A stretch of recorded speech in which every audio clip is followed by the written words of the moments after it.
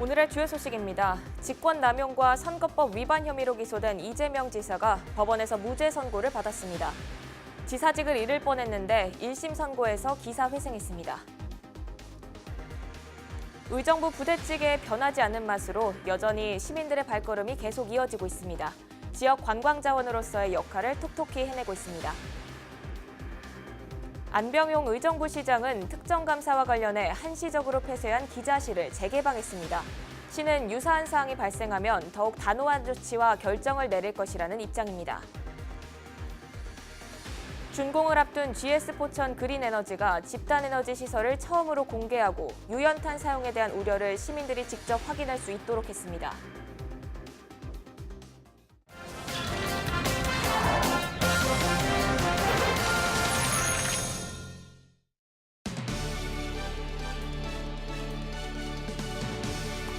여러분 안녕하십니까? 헬로티비 뉴스 나라입니다. 직권남용과 선거법 위반 혐의로 기소된 이재명 지사가 1심 법원에서 무죄 선고를 받았습니다. 이 지사는 앞서 검찰의 구형대로 형이 확정됐으면 지사직을 잃을 뻔했는데요. 1심 선고에서 기사 회생했습니다. 보도에 이지훈 기자입니다. 이재명 경기도지사의 정치 생명이 달린 1심 선고. 법정에 들어서는 이 지사는 침착함을 잃지 않았습니다. 겸허하게 선고 공표에 임하도록 하겠습니다. 수원지법 성남지원 제1형사부는 직권남용과 선거법 위반 등 총 4가지 혐의로 기소된 이 지사에게 무죄를 선고했습니다.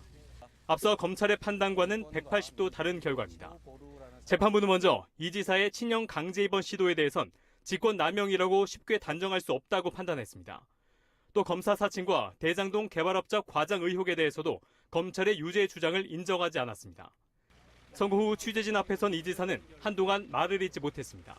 기소된 혐의 모두 무죄 판결 나왔습니다. 1심 재판부 판단 어떻게 생각하십니까? 먼저 사법부가 인권과 민주주의의 최후 보루라는 사실을 확인해 준 우리 재판부의 깊은 감사와 존경의 마음을 표합니다. 지사직 자리를 지키게 한 1심 재판부의 판단에 대해 검찰이 항소할 것으로 예측됩니다. 판결 전 법원 주변에서는 이 지사의 지지자 50여 명이 법원의 무죄 판결을 요구했습니다. 공직선거법상 선거사범 재판은 기소 후 1년 안에 최종 결론을 내야 합니다. 이 원칙대로라면 이 지사에 대한 확정 판결은 올해 11월 안에 날 것으로 보입니다. 헬로티비 뉴스 이지훈입니다. 네, 앞서 전해드렸듯이 이재명 경기도지사의 1심 선고가 지사직을 유지하는 쪽으로 결과가 나왔습니다. 검찰 측은 즉각 항소 의사를 밝혔는데요. 그럼 재판 결과에 대해 취재기자 연결해 자세한 내용 알아보겠습니다. 김소영 기자, 재판 결과부터 살펴주시죠. 네, 이재명 지사의 혐의는 3건의 선거법 위반과 직권남용 1건 등 모두 4가지입니다. 먼저 지난해 6.13 지방선거에서 성남시 대장동 개발과 관련해 업적을 과장한 부분에 대해서는 재판부는 피고인의 표현을 통해 확정이나 혼돈을 주기 위한 의도로 공소사실과 같은 표현을 사용한 것은 아니라며 무죄를 선고했습니다. 또 2002년 시민운동을 하면서 검사를 사칭한 것에 대해서는 피고인의 발언이 구체적으로 표현되지 않았다며 역시 무죄를 선고했습니다. 친형 정신병 강제 입원시킨 직권남용 혐의에 대해서는 치료를 위해 필요한 사항이라며 역시 무죄를 선고했고, 이런 사실을 선거방송에서 부인한 혐의에 대해서는 자연스럽게 죄가 성립되지 않았습니다. 이에 앞서 검찰은 직권남용 혐의에 대해서는 징역 1년 6개월을 구형했고, 3가지 공직선거법 위반 혐의에 대해서는 벌금 600만 원을 각각 구형한 바 있습니다. 네, 이번 재판은 직권남용과 공직선거법 위반 혐의에 대해서 각각 따로 선고하도록 했는데요. 이건 왜 그런 건가요? 공직선거법에는 선거범죄와 다른 죄에 대해서는 분리 선고하도록 규정하고 있습니다. 따라서 이재명 지사의 경우 3건의 선거법 위반 혐의와 1건의 직권남용 혐의로 기소됐기 때문에 따로 선고가 이뤄진 겁니다. 또 이재명 지사와 같이 선출직 공무원의 경우 형량에 따라 도지사직을 잃을 수도 있는데요. 선거법 위반의 경우엔 100만 원 이상의 벌금형이 선고되면 직을 잃게 되고, 직권남용과 같이 일반 범죄에 대해서는 징역형, 집행유예도 포함해서 선고를 받으면 그 직을 잃게 됩니다. 따라서 이번 재판에서 검찰이 내린 구형대로 하나만 성립했어도 이재명 지사는 도지사직을 유지할 수 없는 것이었습니다. 네, 검찰이 이에 대해서 즉각 항소 의사를 밝혔습니다. 향후 재판 일정 어떻게 될까요? 공직선거법 제270조에는 선거범에 관한 재판은 다른 재판에 우선하여 신속히 해야 한다라고 규정하고 있습니다. 또 판결의 선고는 제1심에서는 공소가 제기된 날로부터 6개월 이내에 이루어져야 합니다. 검찰 기소가 지난해 12월 11일 있었으니까 이번 선고는 6개월 이내에 이루어진 겁니다.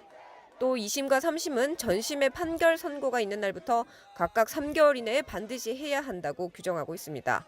따라서 2심은 1심이 5월에 났으니 8월 중에 대법원 확정 판결은 오는 11월까지 내려져야 합니다. 물론 법정 기한 내에 처리되지 않는 선거범 사범도 적지 않기 때문에 연내에 판결이 날지는 여전히 미주수입니다. 네, 지금까지 이재명 경기도지사의 1심 선고에 대해서 자세히 전해드렸습니다. 지금까지 김소영 기자였습니다.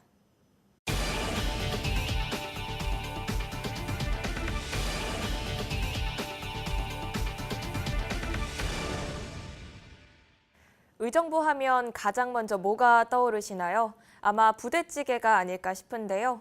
변하지 않은 그 맛 때문에 여전히 많은 시민들이 찾으면서 지역 관광 자원으로서의 역할을 톡톡히 해내고 있습니다. 김초롱 기자가 취재했습니다.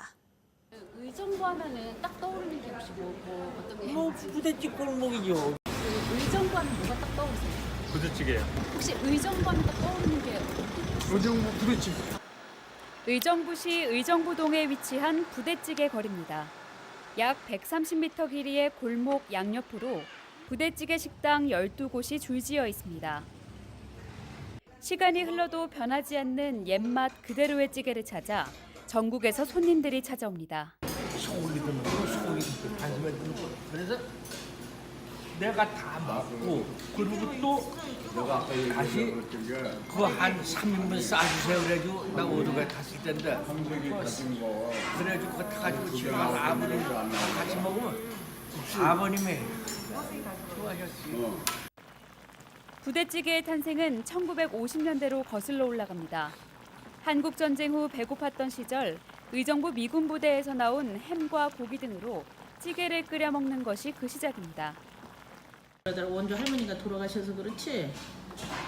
처음에는 이제 그 부대 다니시는 분 싸가지고 와서 뭐 술안주 먹게 뭐 해달라고 그래가지고 지금 처음에는 볶음부터 그게 된 거야. 이렇게 해서 국물을 넣어서 해볼 수가 있냐 그래서 김치하고 이제 뭐 이런 거를 해서.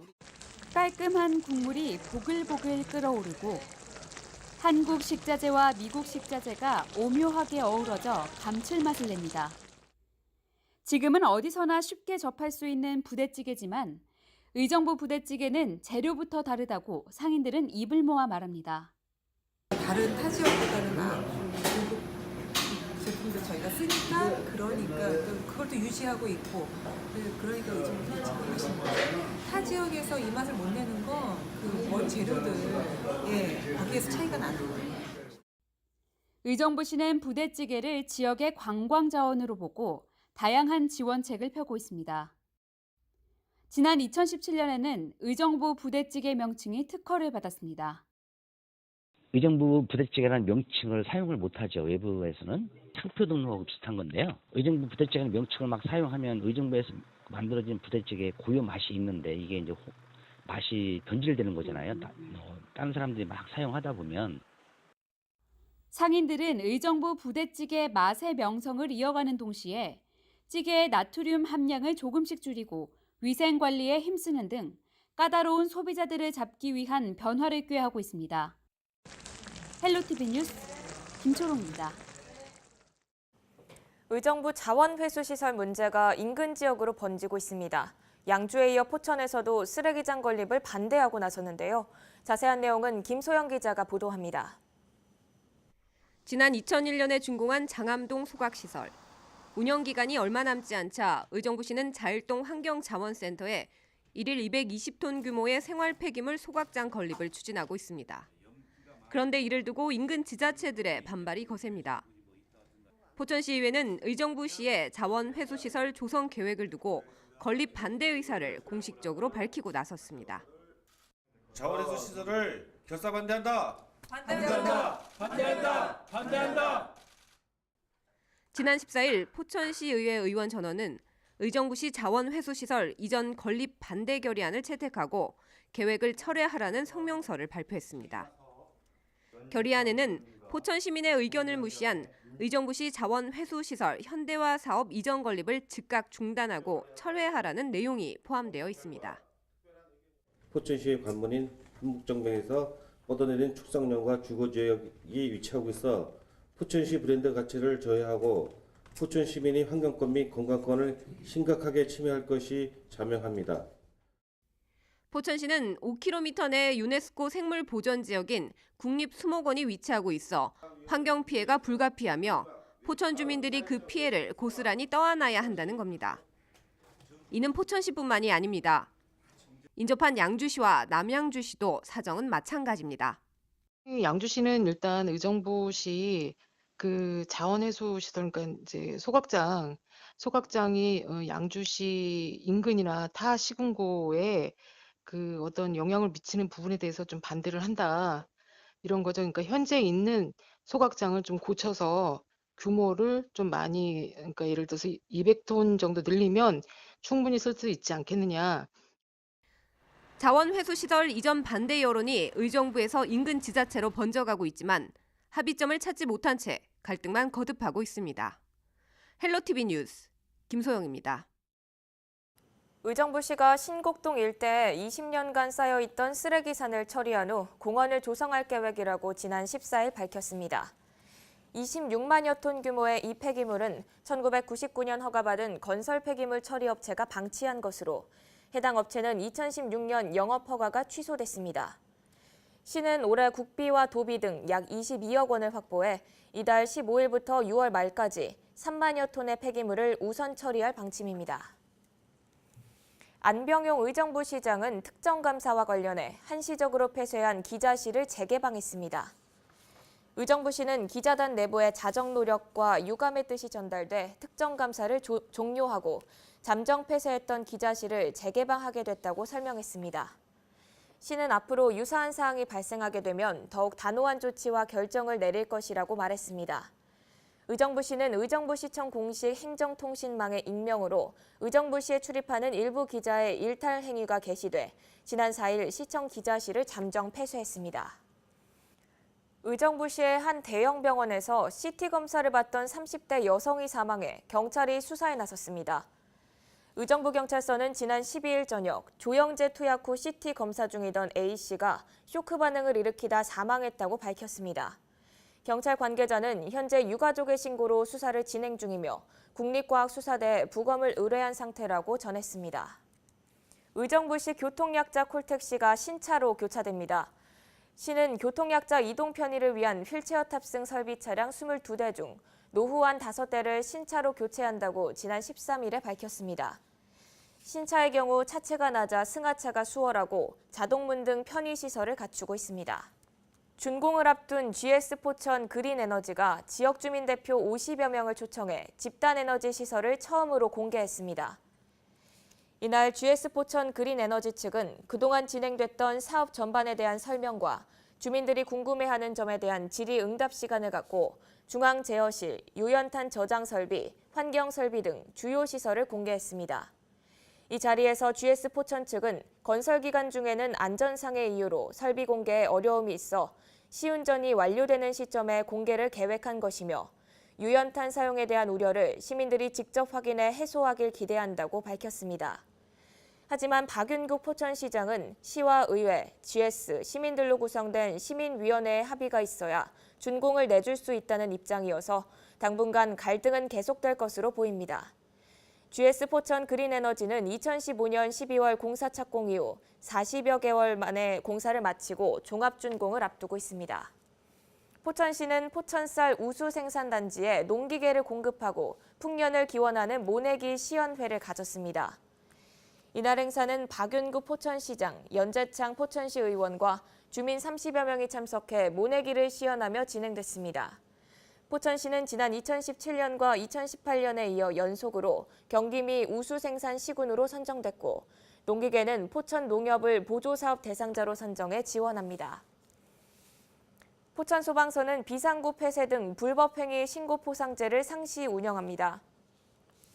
신고 대상은 피난, 방화시설과 방화구획을 폐쇄하거나 훼손하는 등 소방활동에 지장을 주는 사항입니다. 신고 방법은 신고서와 함께 증빙사진과 영상 등을 소방서에 방문해 제출하거나 우편 또는 팩스 등의 방법으로 제출할 수 있습니다.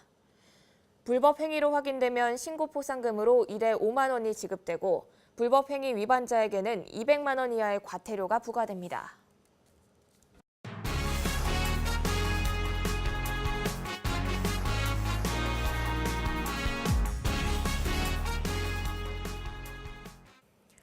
경기도의회가 제335회 임시회 일정에 들어갔습니다. 제1회 추가 경정 예산안 등 77개의 안건을 심의하는데요. 자세한 내용은 한선지 기자가 보도합니다.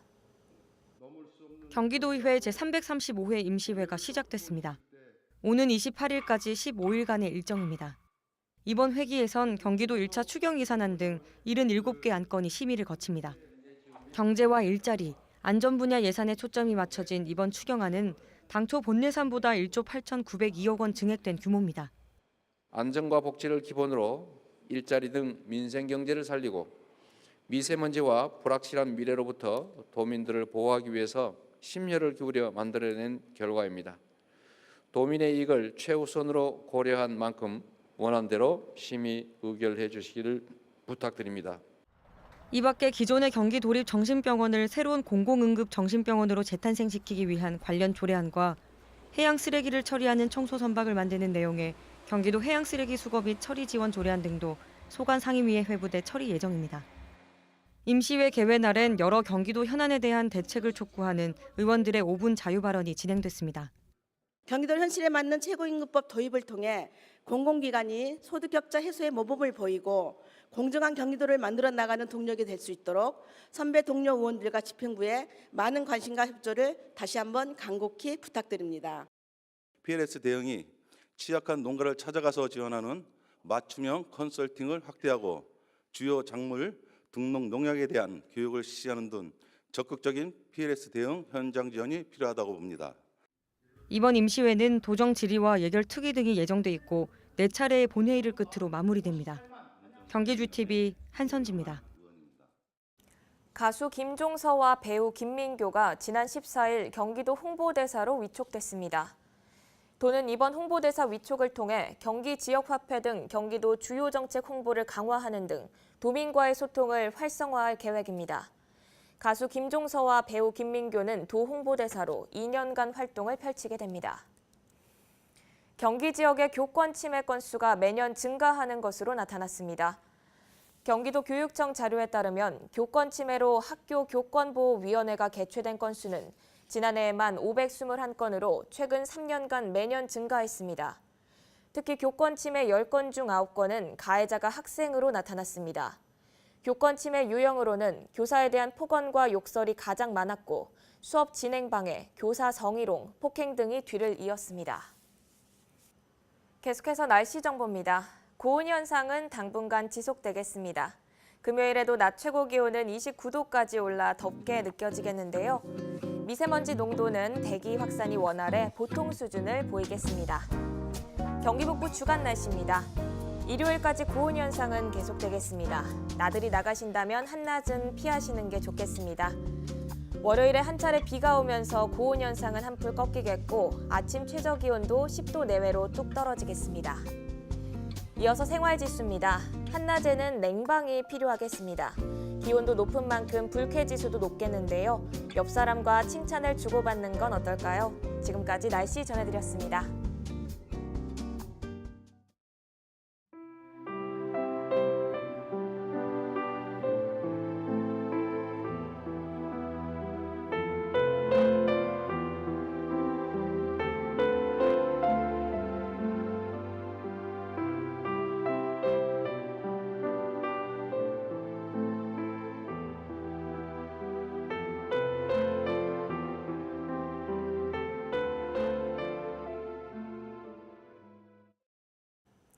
이상으로 뉴스를 마칩니다. 저희는 언제나 지역 주민 여러분 곁에 있겠습니다. 함께해 주신 여러분 고맙습니다.